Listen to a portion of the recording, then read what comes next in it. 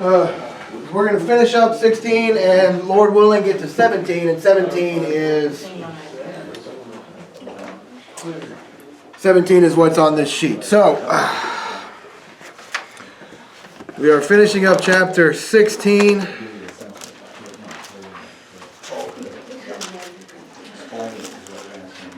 Yep. Seventh bowl. By the way, if you notice, that means we're getting real close to the end. Last time when we got close to the end of the book, I asked what you all wanted to go over. I'm not doing that this time. Granted, after Revelation, somebody's going to say Song of Solomon, and I'm going to say no. Yeah, let's go over that. Yeah, what? Why? Oh, man. Anyway. Well, and that's actually an interesting debate. Is it because Israel and the Lord and His people, but that also becomes really awkward at certain segments of Song of Solomon. So, yeah. All right, so we are on the seventh bowl, I hope, because that's at least where I have us, right? So we're on the seventh bowl. We'll hopefully do that and then get as far into 17 as we can. So then the seventh poured out his bowl into the air, obviously to be the seventh angel. And a loud voice came out of the sanctuary from the throne room saying, "It is done." Now, I don't know how much we're supposed to read into that, but I can't help but hear that, especially as I'm getting ready for Good Friday. Go, oh, it is finished. Interesting. But I wouldn't read too much into that. There were lightnings, rumblings, and thunders, and a severe earthquake occurred like no other since man has been on the earth. So great was the quake. Okay, so now we're going to get into this description of the quake and the aftermath, and we come to the same moment. Is this literal or not? Because some of the descriptions seem to defy believability, but of course, as Ben was mentioning before, for some commentators, the idea is that this is the final one because it is so catastrophic. That the seven trumpets and the seven seals were cyclical throughout history, and these are so ginormous that they must be figurative, or they must be literal to be the end. Because here we go. The great city split into three parts. Well, who's the great city?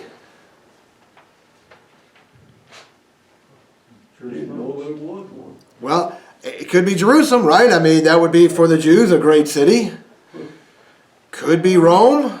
These are the first hearers of this. If you're a first century Jewish follower of Christ and you hear the great city, you're going to think Rome.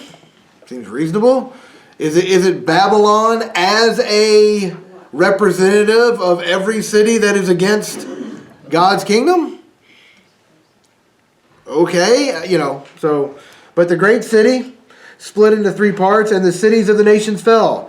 Babylon the Great was remembered in God's presence. Now, obviously, to be remembered in God's presence can be good. It can be bad. It depends on, for what you are being remembered. And in this case, it's probably not going to be good. He gave her the cup filled with the wine of his fierce anger. Now, verse 20 and 21, even if the city being split into three, we could go, okay, this sounds, I got this great earthquake, it's going to split things. I, in one sense, don't know what to do with these descriptions if I'm supposed to take them literally. Every island fled, and the mountains disappeared. Well, I guess islands could crumble into the sea of an earthquake. It was some senator, I think, congressman, they were talking about they were going to put a naval base on an island somewhere, and I'm not kidding you. He said he was worried that the island was going to tip over and fall into the ocean. When you get too many people on there, won't it tip over? He's like, no, that's not how islands work, man. I'm glad I'm not the only one that remembers that. But, it says, and the mountains disappeared. Well, the idea, I guess, would be leveling. But, wow, that would be a whole lot of earthquakes if everything is just kind of flattened to flat. But possible, right? It's not impossible. Enormous hailstones, each weighing about 100 pounds.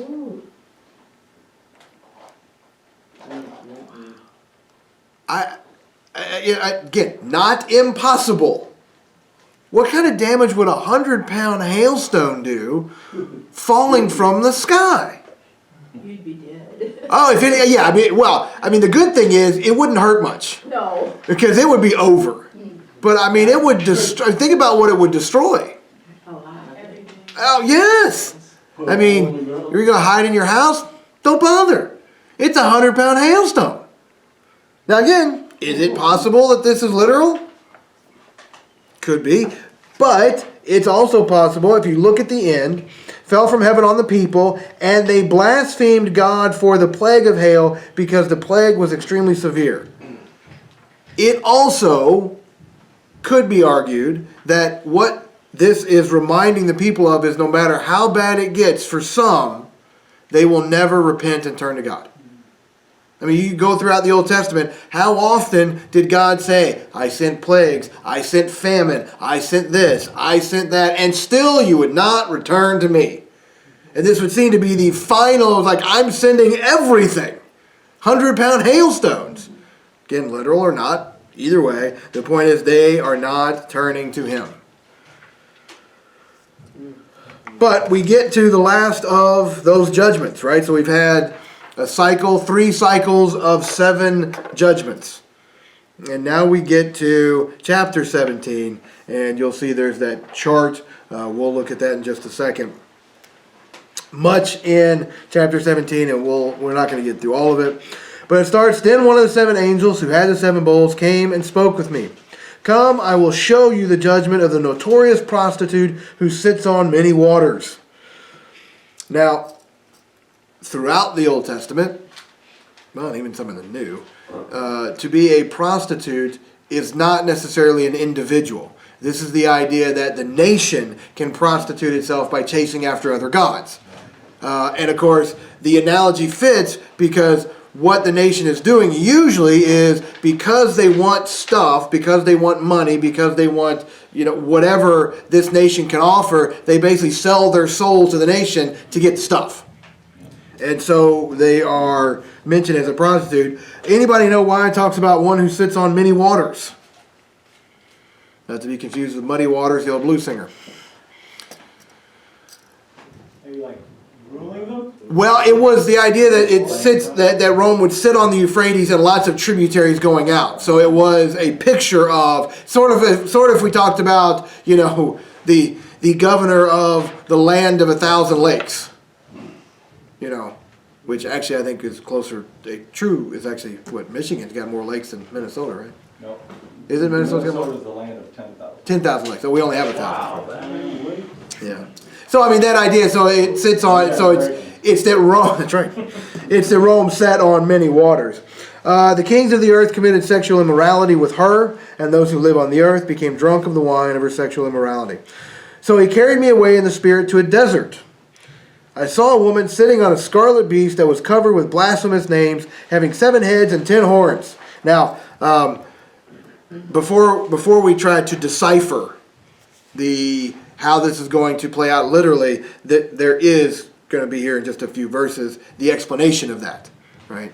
And this would be another one of those where that's one of the reasons I tend towards the figurative in some of the other stuff, because this one's about to be explained as figurative. Of course, you could also make the argument that since this one's explained as figurative, the others must be literal. Okay, whichever way you'd like to go with that. Having 7 heads and 10 horns, the woman was dressed in purple and scarlet, adorned with gold, precious stones and pearls. She had a gold cup in her hand filled with everything vile and with the impurities of her prostitution. So what's the reason for this description of her?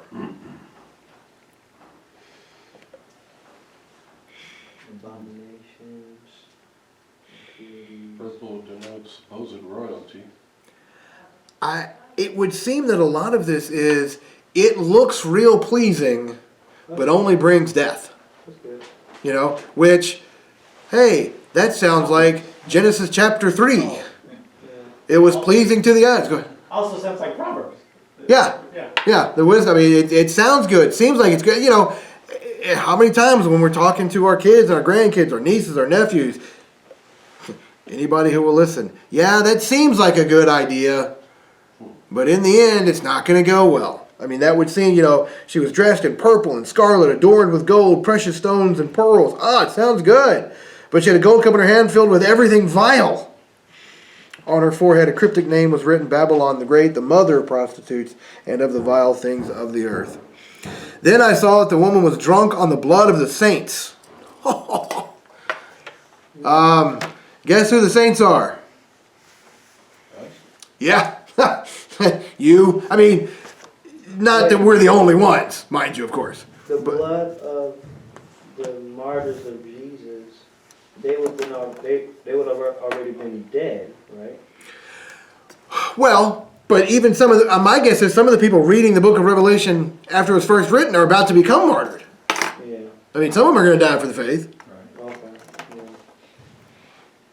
Yeah. This isn't all exclusive of every single believer, though, right? Or No, what do you mean? Like every believer is going to be martyred? because every believer isn't martyred. Right. I guess it depends. I mean, when I think of martyr, I think of death Yeah. for the sake of the gospel. That's different from persecution, which is being persecuted for the sake of the gospel. Yeah. I mean, it's you know, in one sense, we all should face. I think should face persecution of some form if we're following after Jesus. Right. We live in a fallen world. In some way, we should probably face that. But we have to be careful. You know, when we say, "Well, I've been persecuted for the faith." Yeah, all your body limbs are still attached. So, you know, it's like, you know, is everybody a missionary? Yeah, I guess. What do you mean? Like, what do you mean by that? You know, because yes, everywhere you go, you're spreading the, but doesn't it seem like there needs to be a category reserved for those who do actually sell everything and move to the jungles of Africa? I mean, it seems like there ought to be a special category for that. So, are we all martyrs for the faith? Well, sure, or persecuted, but you know. Can you be martyred without dying? I think martyr has to be death. We can be persecuted though. So I said martyr, yeah, persecuted. So missionaries, proper. And of the witnesses to Jesus, when I saw her, I was utterly astounded. So I don't know how many of you have been keeping up with your book. They've got some really good descriptions. Let's kind of go over much of what's going on through 1 through 6 so far. The great prostitute. This is her chief characteristic as far as this vision is concerned. Her harlotry and adultery are mentioned 5 times. What page are you on? 127. Thank you. You're welcome. Recall from our note on sexual immorality that both Israel and pagan nations are often called prostitutes because of idolatry, the act of giving oneself to something other than one's true Lord. Abominable things or abominations, the Jewish term for idols. The many waters, you'll see the reference there about the Euphrates and all the canals running around it. Then on top of 28, the scarlet beast, right? On the one hand, his 7 heads or 7 hills and 7 kings. This suggests the beast is an empire. On the other hand, the beast is identified with the 8 kings here in just a little bit, who follows the 7, so he seems to be an individual man. That's what I appreciate about the commentators that help us walk through these, that don't try to tell you there's one way to understand this. Well, in the one verse, it kind of sounds like it's a kingdom. In another verse, it kind of seems like it leads towards an individual. It's not as clear as we'd like. You'll notice the last line that I thought was pretty good. Possibly the man epitomizes the spirit of the empire he leads. Purple and scarlet, both dyes were expensive, so they reflected luxury. And then purple was the color of royalty, and scarlet represented magnificence. You know, so there's another good commentator that breaks down 17 into some helpful discussions for us, I think. So 1 through 5, he would argue the world is seductive. It will attract you. You know, that this whole thing. He's actually got a quote, oddly enough, today of all days, from Piper, who says, that's the goal of everything the angels have been revealing. That's the whole book of Revelation is about. That's the point of all God's judgments, all God's dealing with the world. All God's plans for history from beginning to end have this one goal: worship God. Don't worship the wealth of Babylon. Worship God. And so he starts, I think, a good discussion of breaking down chapter 17.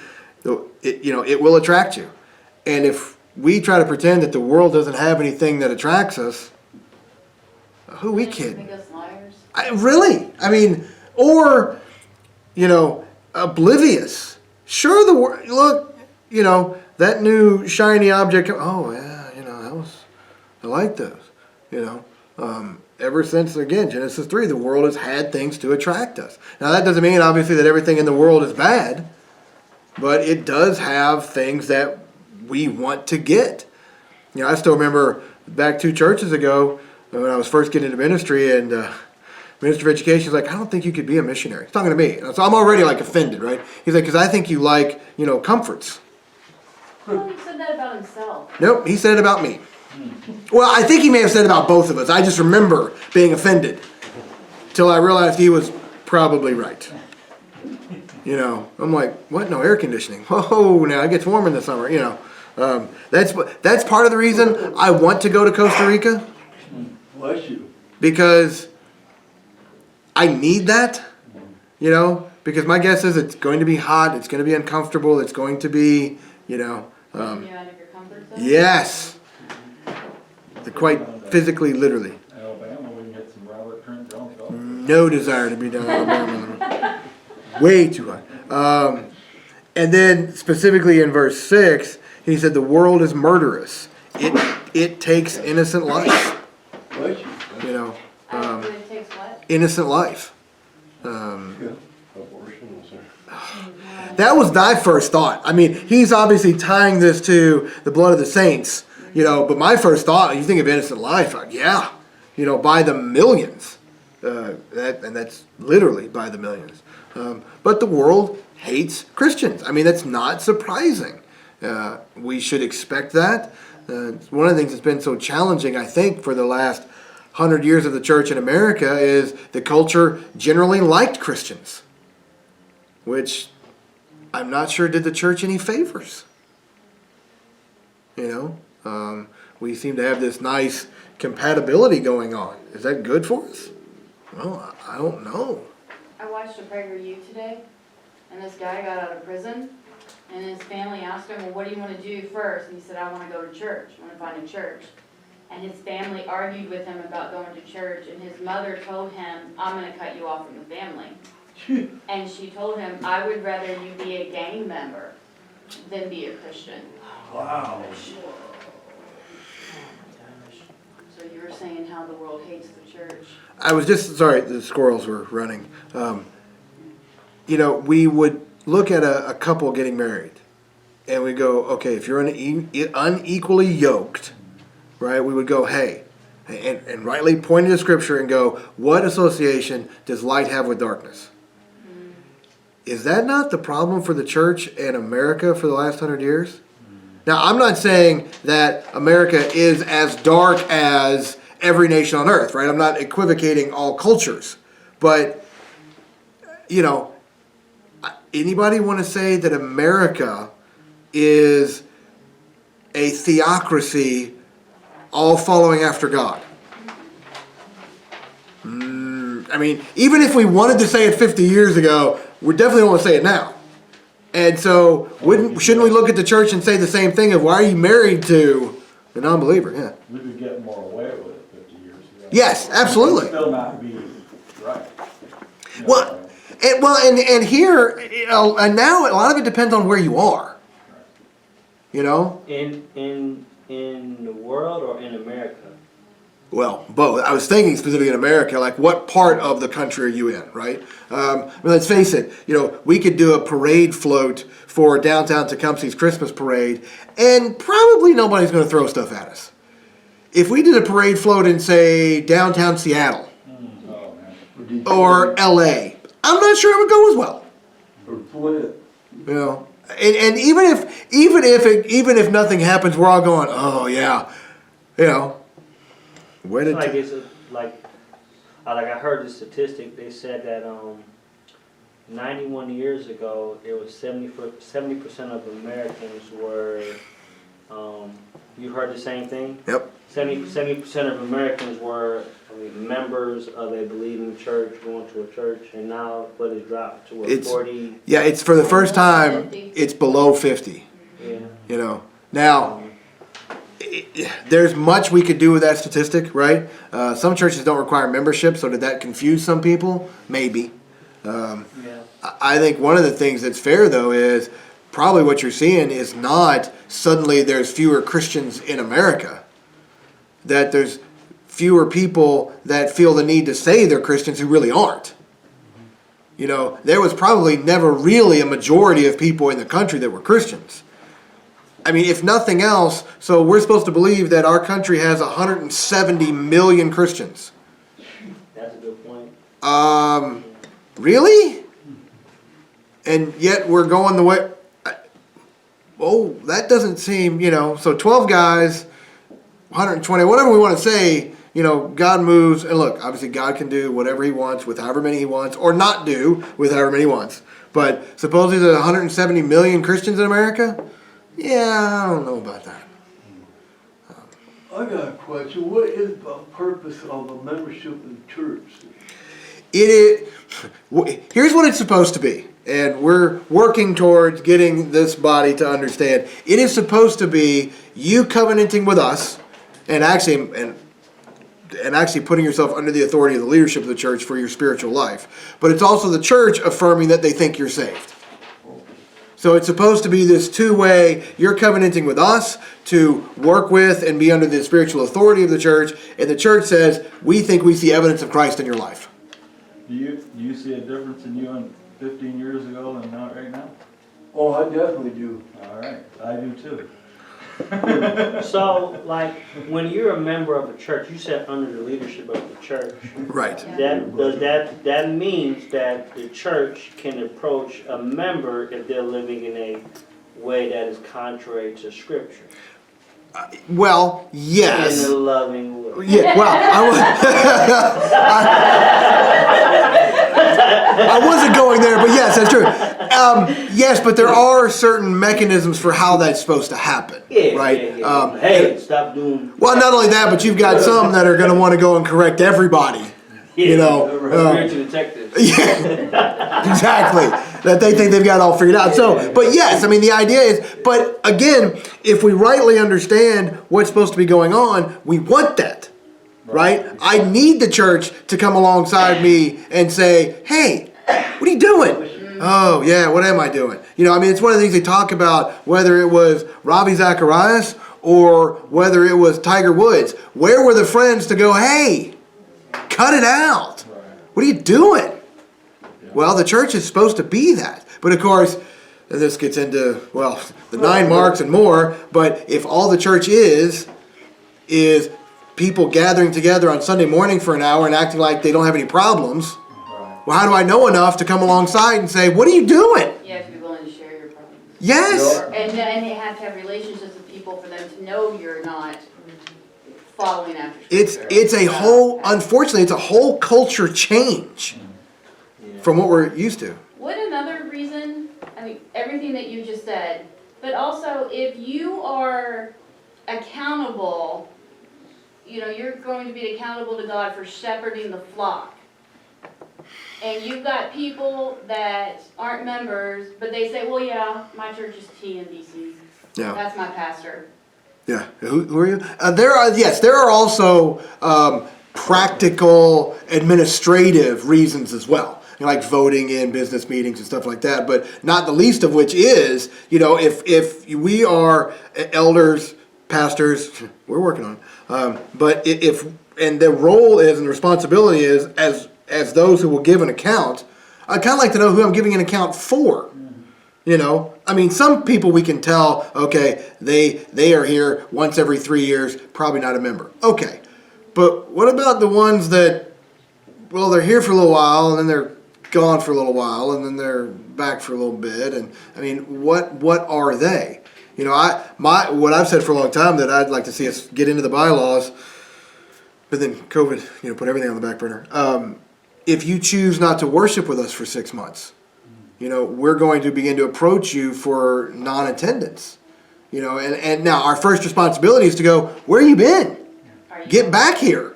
And then if that doesn't do anything, then we go to, so I can only assume what you're saying is you don't really want to be part of the body.